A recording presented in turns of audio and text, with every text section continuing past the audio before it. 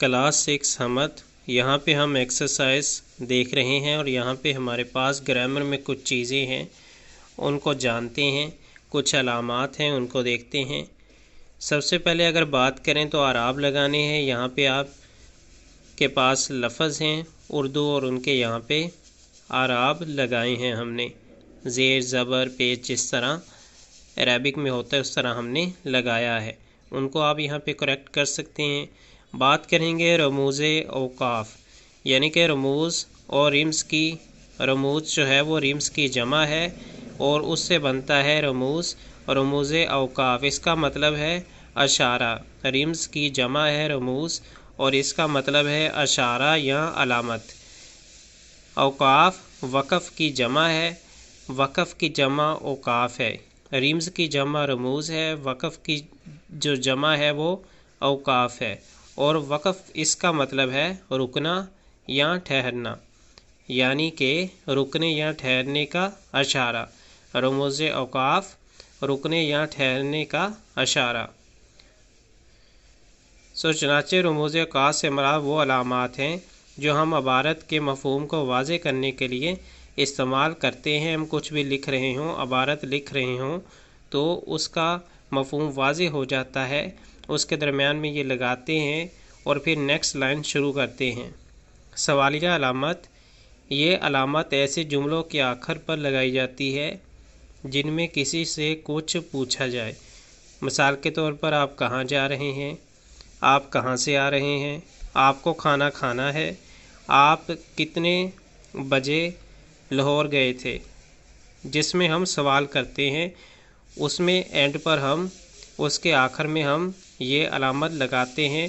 جتنے بھی سوالیہ فقرات ہوتے ہیں، سوال جس میں ہم کرتے ہیں، اس میں یہ علامت استعمال ہوتی ہے۔ جس طرح اگر میں آپ سے پوچھوں آپ کون سی کلاس میں پڑھتے ہو، آپ کے سبجیکٹس کون سے ہیں، آپ کو اردو آتی ہے، جتنے بھی سوال میں آپ سے پوچھوں گا اس کے آخر میں یہ لگائیں گے، ہم اس پورے کو سوالیہ فقرہ بولیں گے۔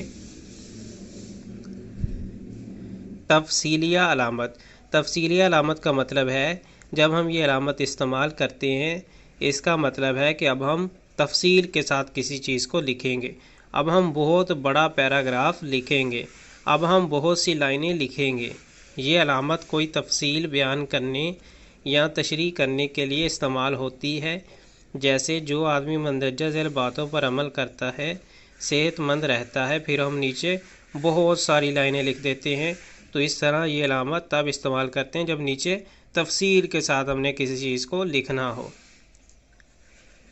جس طرح جو آدمی مندرجہ ذیل باتوں پر عمل کرتا ہے صحت مند رہتا ہے، پھر ہم نے یہ علامت کو استعمال کیا، اس کے بعد ہم نے بہت سے فقرے لکھ سکتے ہیں، جیسے رات کو جلدی سو جاتا ہے، صبح جلد بیدار ہوتا ہے، کھانا وقت پر کھاتا ہے، ورزش کرتا ہے، ایٹسٹرا۔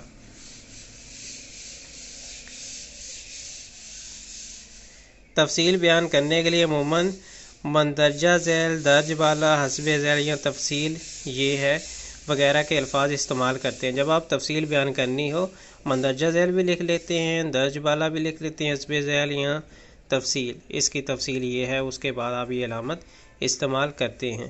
واوین، یہ دو کوما ٹائپ ادھر بھی ادھر بھی لائن کے۔ واوین کیوں استعمال کرتے ہیں؟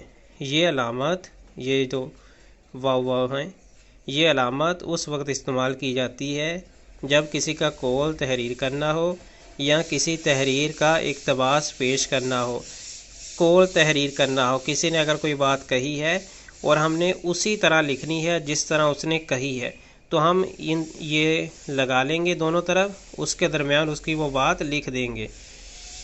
میں نے ارشد سے کہا تم میرے ساتھ چلو گے، تو ارشد سے جو میں نے بات کہی تھی وہ میں نے سیم اسی طرح لکھ دی اور دونوں طرف وہ لگا دیے، تم میرے ساتھ چلو گے۔ میں نے ارشد سے کہا تم میرے ساتھ چلو گے۔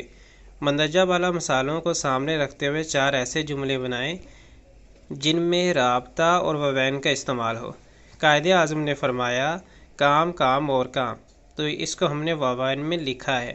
اسی طرح مثل مشہور ہے لالچ بری بلا ہے۔ طارق نے کہا اگر محنت کرو گے تو کامیاب ہو جاؤ گے۔ ناصر نے بتایا آج رات بجلی نہیں تھی، تو یہ سارے واوین میں لکھے ہیں۔ کسی کی بات کو ہم اسی طرح اگر لکھتے ہیں تو اس کا مطلب ہے ہم واوین کا استعمال کریں گے۔ تو اگر ہم یہاں پہ دیکھیں، ہم نے سب سے پہلے تو سیکھا کہ رموز اوقاف کس لیے استعمال ہوتے ہیں، ان کا میننگ کیا ہے۔ اس کا مطلب ہے علامات اشارہ۔ اشارہ رکنے کا یا ٹھہرنے کا، جو اشارہ ہے رکنے یا ٹھہرنے کی علامات رموز اوقاف ہوتی ہیں۔ پھر ہم نے سوالیہ علامت کے کوئی بھی اگر سوال پوچھا جائے تو تب استعمال کرتے ہیں۔ تفصیلی علامت کوئی تفصیل لکھنی ہو نیچے تب استعمال کرتے ہیں۔ اسی طرح واوین کسی کی بات کو اسی طرح لکھنا ہو جس طرح وہ چاہتا ہے، جس طرح اس نے کہی ہے تو اس کو واوین بولیں گے۔